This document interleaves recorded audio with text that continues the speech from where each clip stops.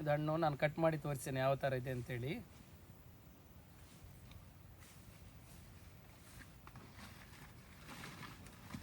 ಇದು ಮ್ಯಾಂಗೋಸ್ಟಿನ್ ಹಣ್ಣು ನೋಡ್ಬೋದು.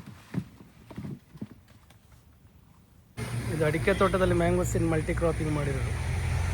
ಒಂದು ಲೈನ್ ಅಡಿಕೆ, ಒಂದು ಲೈನ್ ಮ್ಯಾಂಗೋಸ್ಟಿನ್ ಈ ಥರ ಮಾಡಿರೋದು. ಈ ಆ್ಯಂಗಲಲ್ಲಿ ನೋಡ್ಬೋದು.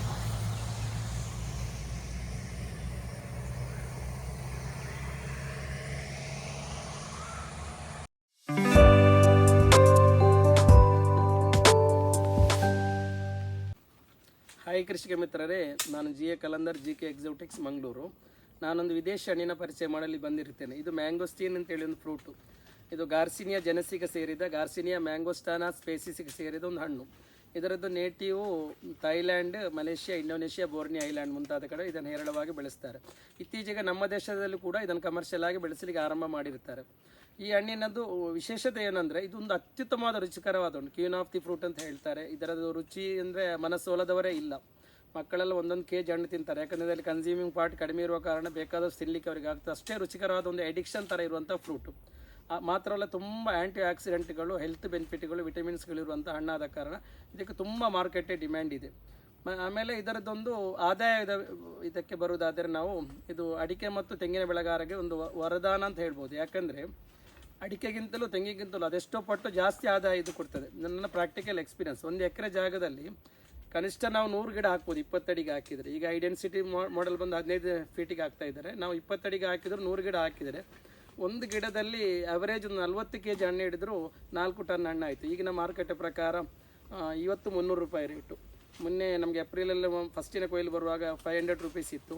ಆಮೇಲೆ ಕಡಿಮೆ ಆಗ್ತಾ ಬಂದು ಈಗ 300 ರೂಪಾಯಿ ಆಗಿದೆ. ಕನಿಷ್ಠ ಅಂದರೆ 200 ರೂಪಾಯಿ, ಅದಕ್ಕಿಂತ ಕಡಿಮೆ ರೇಟಿಗೆ ಹೋಗಲ್ಲ. ಮಳೆಗಾಲದಲ್ಲಿ ಸ್ವಲ್ಪ ಮಾರ್ಕೆಟ್ ಕಡಿಮೆ ಆಗ್ತದೆ. ಯಾಕಂದರೆ ಈ ಹಣ್ಣಿಗೆ ನೀರು ಒಳಗಡೆ ಹೋಗಿ ಒಂದು ಹಳದಿ ಲೇಟೆಕ್ಸ್ ಹೊರಗಡೆ ಬರೋ ಕಾರಣ ಕೆಲವೊಮ್ಮೆ ಹಣ್ಣುಗಳು ಹಾಳಾಗುವ ಸಂಭವ ಇರೋದ್ರಿಂದ ಮಾರುಕಟ್ಟೆ ಸ್ವಲ್ಪ ಕಡಿಮೆ ಆಗ್ತದೆ.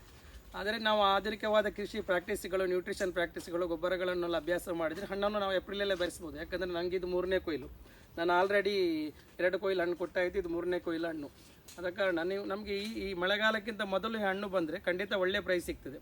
ನಾವು ಕನಿಷ್ಠ ಒಂದು 200 ರಿಂದ 250 ರೂಪಾಯಿ ರೇಟು ನಾವು ಇದರಲ್ಲಿ ನಿರೀಕ್ಷಿಸಬಹುದು. ಎಕರೆಗೆ ಒಂದು 10 ಲಕ್ಷ ರೂಪಾಯಿ ಆದಾಯ ತಗೊಳ್ಬೋದು. ಆದ ಕಾರಣ ಅಡಿಕೆ ಮತ್ತು ತೆಂಗಿನ ಕೃಷಿಕರು ಇದನ್ನು ಸ್ವಲ್ಪ ಸೀರಿಯಸ್ ಆಗಿ ತಗೊಂಡು ಅಡಿಕೆ ಹೊತ್ತಿಗೆ ತೆಂಗಿನೊಟ್ಟಿಗೆ ಇದನ್ನು ಅಂತರ ಬೆಳೆಯಾಗಿ ಬೆಳೆಸಬೇಕು. ಮಾತ್ರವಲ್ಲದೆ ಇದನ್ನು ಓಪನ್ ಆಗಿ ಕೂಡ ಬೆಳೆಸ್ಬೋದು. ಯಾಕಂದರೆ ಇನಿಷಿಯಲಿ ಗಿಡಗಳು ಸ್ವಲ್ಪ ಬೆಳೀತಾ ಸ್ವಲ್ಪ ಸನ್ಬರ್ನ್ ಇಶ್ಯೂಗಳು ಇರ್ತದೆ. ಆಮೇಲೆ ಸ್ವಲ್ಪ ದೊಡ್ಡದಾದ ಮೇಲೆ ಕಡಿಮೆ ಆಗ್ತದೆ.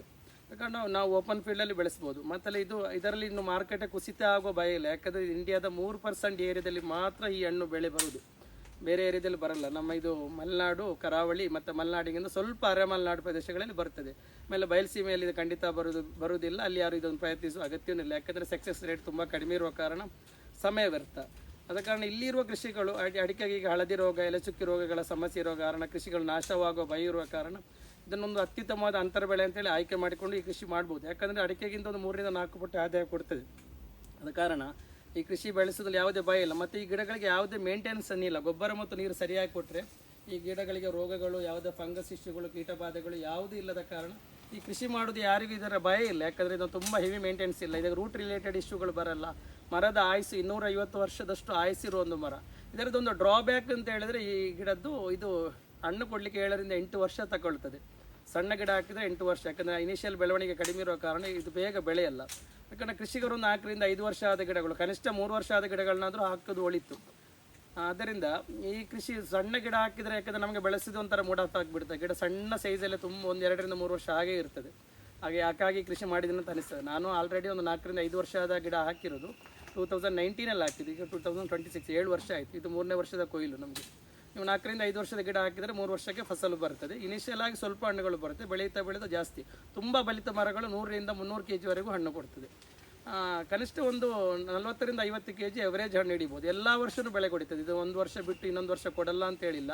ಮೇಂಟೆನೆನ್ಸ್ ಕಡಿಮೆ, ಈಸಿಯಾಗಿ ಮಾಡ್ಬೋದು. ಆದ ಕಾರಣ ಕೃಷಿಕರು ಇದರ ಸಾಧಕ ಬಾಧಕ ರೀತಿ ಕೃಷಿ ಮಾಡಬೇಕು ಅಂತೇಳಿ ನನ್ನ ವಿನಂತಿ.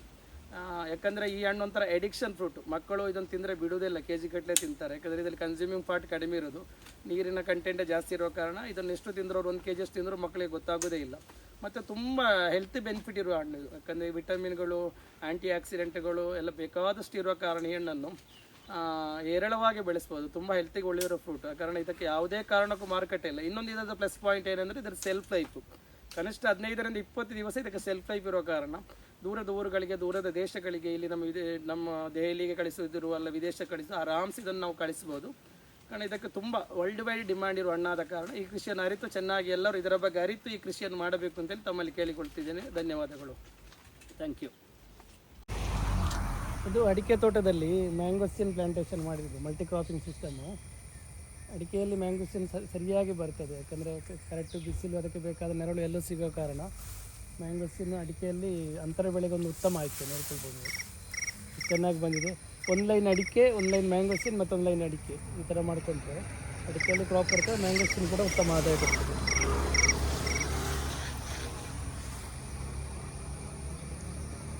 ಸೈಲೆಂಟ್ ಇದೆ.